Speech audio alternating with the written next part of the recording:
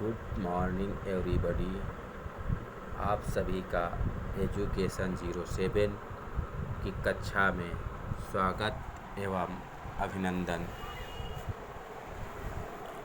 आज हम लोग एजुकेशन 07 की कक्षा में वाक्यों के प्रकार की कड़ी को आगे बढ़ाते हुए अध्ययन करेंगे। हम लोगों ने ये जाना था पिछले वीडियो में कि वाक्य क्या होता है, वाक्य के अंग कौन से हैं, वाक्य की परिभाषा क्या है, वाक्य के प्रकार क्या है। वाक्य के प्रकारों में ही हम लोग दूसरे प्रकार रचना के आधार पर वाक्य के भेदों का अध्ययन कर रहे हैं। इसके अंतर्गत आपको सर्वप्रथम यह बताया गया कि रचना के आधार पर वाक्य के 3 भेद माने जाते हैं: सरल वाक्य या साधारण वाक्य, दूसरा संयुक्त वाक्य और तीसरा है मिश्र या मिश्रित वाक्य। हम लोगों ने सरल एवं साधारण वाक्य, संयुक्त वाक्य का अध्ययन कर लिया था। आज हम लोग मिश्रित वाक्य और उस श्रेणी चर्चाओं को आगे बढ़ाएंगे। सर्वप्रथम हम यह जानते हैं कि मिश्रित वाक्य क्या होता है और किस प्रकार इसकी उपयोगिता है। देखिए, जिन वाक्यों में एक मुख्य या प्रधान वाक्य हो और अन्य आश्रित उपवाक्य हों, उन्हें मिश्रित वाक्य कहते हैं।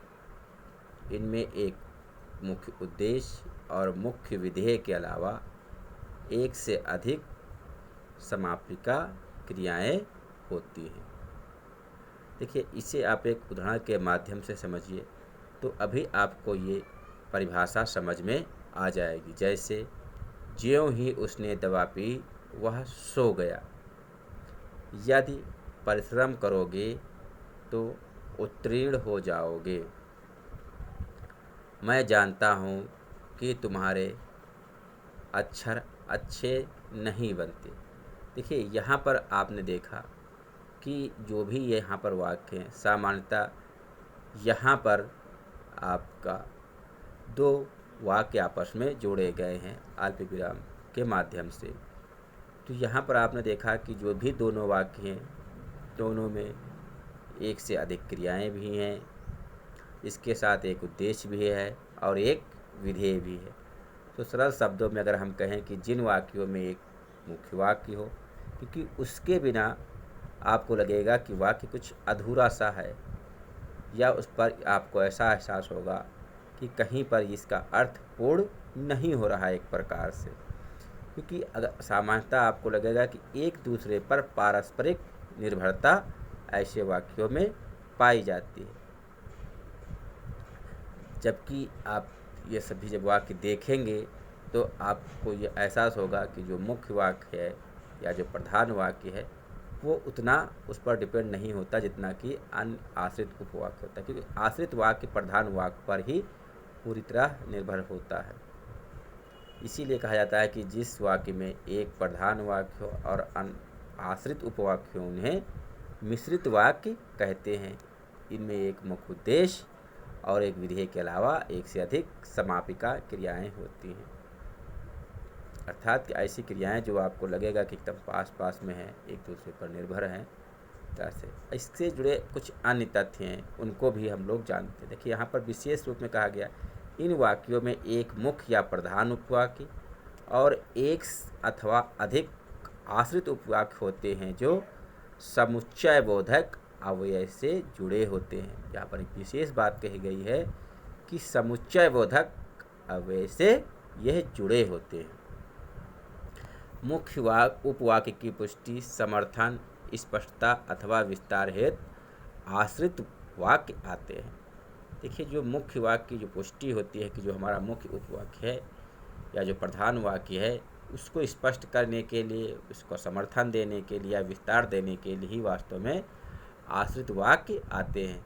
अन्यथा आपको ये लगेगा कई बार कि यहाँ पर जो हमारा मुख्य वाक्य है वो कई बार अर्थ स्पष्ट नहीं हो पा रहा है, ऐसी क्या बात या तथ्य था जो कुछ अधूरापन वाक्य में एहसास हो रहा है। अब इसके बाद हम ये जानते हैं कि देखिए मुख्य वाक्य को आपने वाक्यों के बारे में पढ़ा है इसके पहले। अब यहाँ पर हम यह जानते हैं कि आश्रित वाक्य कितने प्रकार के होते हैं और उनकी क्या भूमिका होती है। एक मिश्रित वाक्य सेंटेंस में अगर हम कहें मिश्रित वाक्य में उसकी क्या भूमिका होती है। देखिए जो आश्रित वाक्य होते हैं वो 3 प्रकार के माने जाते हैं। संज्ञा उपवाक्य, विशेषण उपवाक्य और क्रिया विशेषण उपवाक्य। देखिए संज्ञा उपवाक्य, जब आश्रित उपवाक्य किसी संज्ञा अथवा सर्वनाम के स्थान पर आता है तब वह संज्ञा उपवाक्य कहलाता है। देखिए यहाँ पर एक विशेष बात आपको ये ध्यान रखनी कि जो हमारा आश्रित उपवाक्य है तो जिन स्थानों पर हम संज्ञा या सर्वनाम का प्रयोग करते हैं उनके स्थान पर उसका प्रयोग किया जाता है। जैसे वह चाहता है कि मैं यहाँ कभी ना आऊँ, यहाँ की मैं कभी ना आऊँ, ये संज्ञा उपवाक्य है। देखिए मैं कभी ना आऊँ, ठीक, यहाँ की मैं कभी ना आऊँ। तो आपने क्या देखा कि देखिए जो संज्ञा के आपने कहा ना कि जब आश्रित उपवाक्य किसी संज्ञा अथवा सर्वनाम के स्थान पर आता है, ठीक है। तो यहाँ पर आपसे क्या कहा गया कि अगर आपने देखा यहाँ के बाद से जो यहाँ शब्द है वास्तव में जो जोड़ा गया है कि यहाँ की मैं कभी ना आऊँ, आपने देखा यहाँ से सेंटेंस जो है आपका वो सर्वनाम के स्थान पर या संज्ञा के स्थान पर प्रयोग जो किया जा रहा है वास्तव में, तो इसी को हम संज्ञा उपवाक्य कहते हैं। यहाँ पर ये मुख्यतः ज़्यादातर स्थानों पर यह देखा गया है कि ये सर्वनाम के स्थान पर इसका प्रयोग होता है। अब हम दूसरे अगर उपवाक्य की बात करें तो वो है विशेषण उपवाक्य। जब आश्रित उपवाक्य मुख्य उपवाक्य की संज्ञा शब्द अथवा सर्वनाम शब्द की विशेषता बतलाता है तो वह विशेषण उपवाक्य कहलाता है। देखिए जो हमारा आश्रित उपवाक्य होता है यहाँ पर तो और यहाँ पर जो मुख्य उपवाक्य के शब्द हैं जो संज्ञा हो सकते हैं या सर्वनाम उनकी विशेषता बताता है तो उसे हम विशेषण उपवाक्य कहते हैं। जैसे जो घड़ी मेज पर रखी है वह मुझे पुरस्कार स्वरूप मिली है। देखिए यहाँ जो घड़ी मेज पर रखी है यह विशेषण उपवाक्य है, क्योंकि आपने देखा जो आपको एग्जाम्पल बताया जा रहा है या उदाहरण बताया जा रहा है उसकी अपनी एक विशेषता शब्द की थी। यहाँ पर जो घड़ी मेज पर रखी है मतलब ऐसी कोई घड़ी है एक विशेष घड़ी जिसकी बताना चाह रहे हैं कि वह मुझे पुरस्कार स्वरूप मिली है। यहाँ पर आपने देखा कि जो आश्रित उपवाक्य है वो मुख्य उपवाक्य की संज्ञा अथवा जो सर्वनाम शब्द थे उनकी विशेषता बता रहा। तो यहाँ पर जो घड़ी की विशेषता है, जो घड़ी कौन सी घड़ी जो मेज पर रखी हुई है उसकी है, तो यहाँ पर इस तरह से वाक्य ये विशेषण उपवाक्य कहलाते हैं। अब इसके बाद हम बात करते हैं क्रिया विशेषण उपवाक्य की। जब आश्रित उपवाक्य प्रधान उपवाक्य की क्रिया की विशेषता बतलाता है तब वह क्रिया विशेषण उपवाक्य कहलाता है। ठीक, यहाँ पर देखिए कहा जा रहा है कि जो आपका आश्रित उपवाक्य है और जो हमारा प्रधान उपवाक्य है उसकी जो क्रिया है उसकी विशेषता बतलाता है तब वह क्रिया विशेषण उपवाक्य कहलाता है। जैसे जब वह मेरे पास आया तब मैं सो रहा था।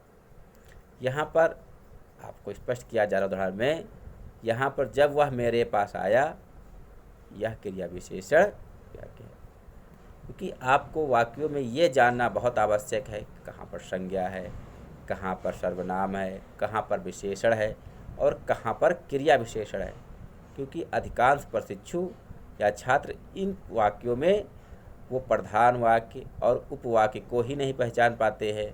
फिर इसके पश्चात अगर मान लिए कुछ बच्चे पहचान गए तो कई बार वो उनमें संज्ञा, सर्वनाम, क्रिया विशेषण और विशेषण जैसे शब्दों को पहचान नहीं पाते हैं। इसके लिए आपको संज्ञा क्या होती है, सर्वनाम क्या होता है, विशेषण क्या होता है, क्रिया विशेषण क्या होता है, इनका भी ज्ञान होना आवश्यक है। क्योंकि जब आप इन शब्दों को जानेंगे तभी आप जो वाक्य आपको बताए जा रहे हैं, चाहे वो साधारण वाक्य हों, चाहे संयुक्त वाक्य हों या मिश्रित वाक्य, तभी आप उनके बारे में स्पष्ट हो पाएंगे कि कहाँ पर इनका कैसे प्रयोग किया जा रहा है। हम कैसे पहचानें कौन सा साधारण वाक्य है, कौन सा संयुक्त है और कौन सा मिश्रित वाक्य है, और मिश्रित वाक्य में भी कौन प्रधान वाक्य है, उपवाक्य है, और कौन आश्रित उपवाक्य है, और आश्रित उपवाक्य में भी वो किस प्रकार का है, संज्ञा उपवाक्य है, क्या जो है क्रिया विशेषण उपवाक्य है या विशेषण उपवाक्य है, इसका जानना आपके लिए बहुत ही आवश्यक है।